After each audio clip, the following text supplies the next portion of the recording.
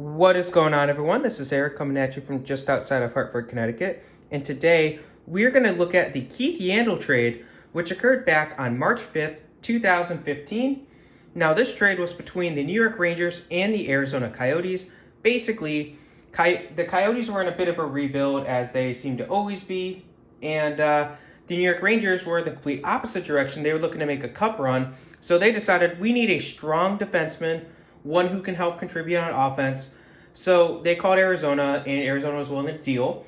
So New York would receive a pair of defensemen in Keith Yandle and Chris Summers, as well as a 2016 fourth-round pick from Arizona in exchange for left wing Anthony Duclair, defenseman John Moore, a 2015 second-round pick, and a 2016 first-round pick.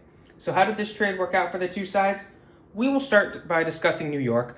So Keith Yandle. Keith Yandle would play decently for the first half season in New York, of course, the 2014-15 season. Now, he would record 11 points over 19 playoff games as the Rangers made their push to the Stanley Cup final. Alas, they would lose in the Cup, unfortunately for them. Now, he had a strong year the next year, and he did decent. He wasn't dominant, but he did decent. He did have a lot of assists, proving himself as a serviceable defenseman in the process as well. Now, he would end up getting traded after that season was over, and this was because he was going to be a free agent and New York wasn't going to be able to keep him. So they would trade him to the Florida Panthers in exchange for a 2016 sixth-round pick and a 2017 fourth-round pick. So that 2016 sixth-round pick would become the 174th overall pick. With that, they would select goaltender Tyler Wall. Now, Tyler Wall was recently signed his entry-level contract with the Rangers, and he's still in the minors, so the jury's out on that. Now, that 2017 fourth-round pick, 102 overall, would be traded to the San Jose Sharks. So the Rangers would get picks 123 and 174 from San Jose in the 2017 draft in exchange for the 102nd pick. With the 123rd pick, the Rangers would select defenseman Brandon Crawley, and Brandon Crawley has been an okay, not spectacular AHL player for the past few seasons, while the 174th pick would be used on center Morgan Barron, and Barron himself recently signed with the club. He's still in the minors. I think he's mostly in the ECHL right now. He is listed on the Wolfpack roster, but he hasn't played any games for them yet. So that covers the Keith Yandle aspect. How about defenseman Chris Summers for the Rangers? Well, Chris Summers himself bounced between the NHL and the AHL for 3 years, mostly in the AHL, before he would walk. And then with the 98th selection, with that fourth-round pick in 2016 would become the 98th pick. With that, the Rangers would select another defenseman in Tarmo Rheinanen. And Rheinanen himself, he has only played overseas at this point in time. He is still a prospect, but he's only been in mostly Sweden at this point. So that covers the Rangers. How about the Arizona Coyotes? So the Coyotes, they got the always tough to figure out left wing Anthony Duclair. Anthony Duclair is so inconsistent and so streaky, but he was well worth acquiring for the Coyotes. So he did his things. He had a very strong rookie season that made everybody think, okay, Arizona got a steal, great acquisition by this team. He's going to be the face of this team for years to come, right? Well, he would regress heavily his second year, the 16-17 campaign, and he ends up getting demoted due to just how bad he was playing. I think he went something like 19 games without getting a goal. So it was really tough for him. And he would bounce between the AHL and the NHL before demanding a trade, and he got his trade request.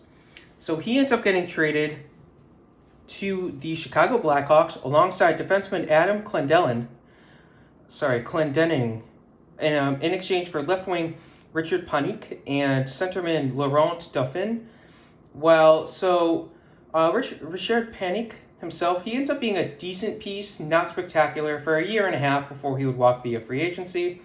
While center Laurent Dauphin, he would be an AHLer for a single season until he gets traded.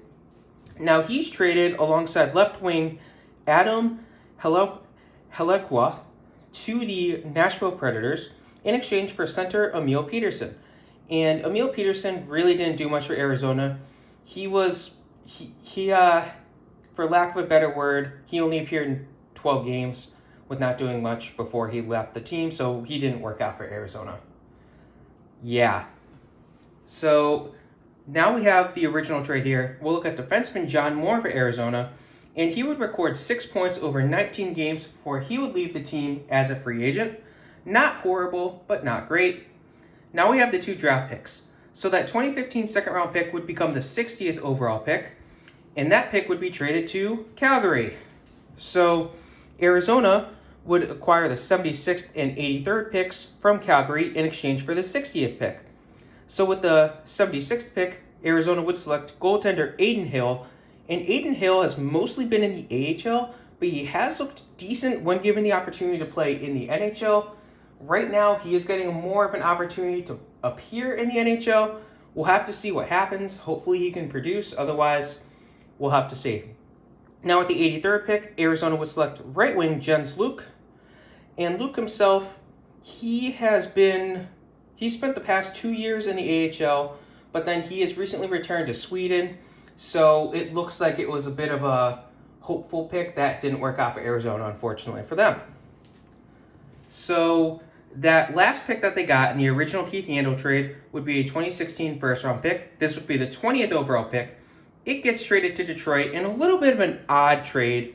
So basically, Arizona would get centerman Pavel Datsyuk's contract, as he had basically already left. He said he's not coming back in the NHL. He returned to Russia to play in the KHL, as well as the 16th overall pick in the 2016 draft, in exchange for the 20th and 53rd picks in the 2016 draft, and center Joe Vitale. So obviously, Pavel Datsyuk never played for Arizona. He will be listed on there. When he's in the Hall of Fame, he will be listed as Arizona, but he didn't play there.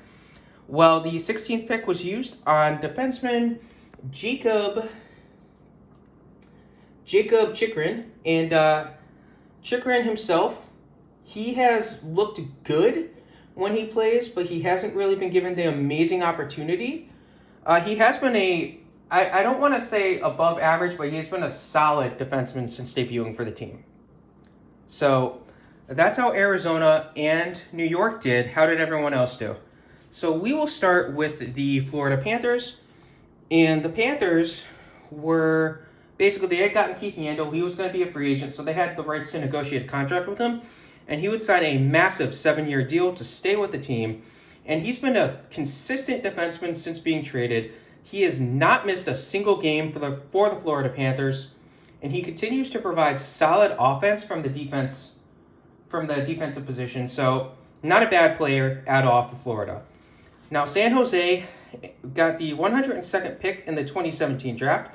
They would use that pick on center Scott Reedy, and Scott Reedy is still playing in the NCAA, so he has yet to sign his contract with the Sharks. He probably will, though. He has looked pretty good. It might be time will tell, but it might be a good pick for the Sharks. So the Chicago Blackhawks would get left wing Anthony Duclair, and Duclair himself was very inconsistent for a half season before Chicago said, all right, they declined his option and they let him walk via free agency. Well, defenseman Adam Clendening himself would end up getting sent straight to the AHL, and then he said, all right, I'm done, and he walked after the season. So Nashville, center Laurent Dumpin, he would be an AHLer for a year and a half before he would walk. Well, left wing Adam Helekwa has been in the AHL and overseas for 2 years. Nothing great. We'll have to see what happens, but I don't expect to see too much from him.